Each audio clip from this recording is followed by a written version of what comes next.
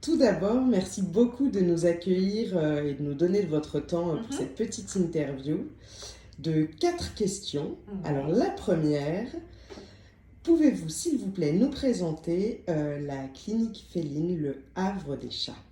Alors, nous sommes une clinique exclusivement féline, c'est-à-dire que nous ne recevons que des chats. Et ici travaillent 3 vétérinaires et 5 ASV.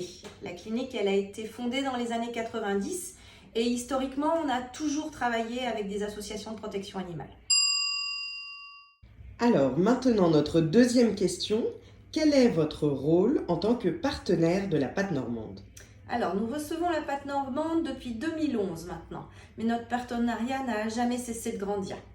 En ce qui nous concerne, on les reçoit en cas d'urgence, on soigne aussi pour la prévention, les vaccins, les puces électroniques, les stérilisations, et tout ça à un tarif préférentiel, parce que sans tarif préférentiel, les refuges ne pourraient pas fonctionner s'ils n'ont pas de subvention d'État.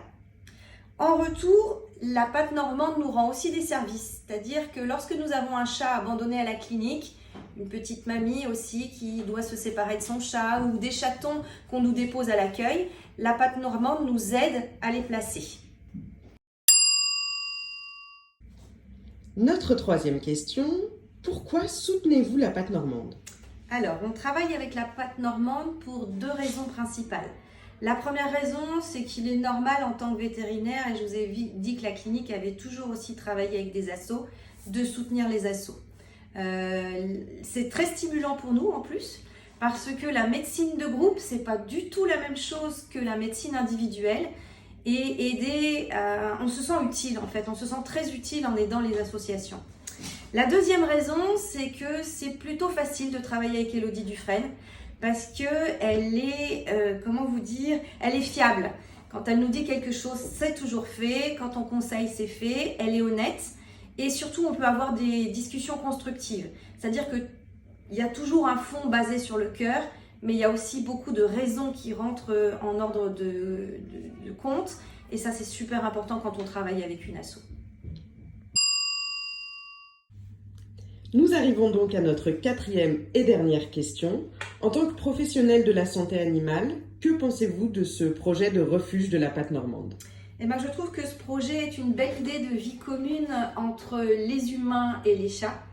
À terme, il doit permettre aux membres les plus actifs de la pâte normande de vivre sur place avec leur famille, ça je ne l'ai jamais vu nulle part ailleurs, pour prendre soin des chats de toutes sortes qui vont y habiter avec eux.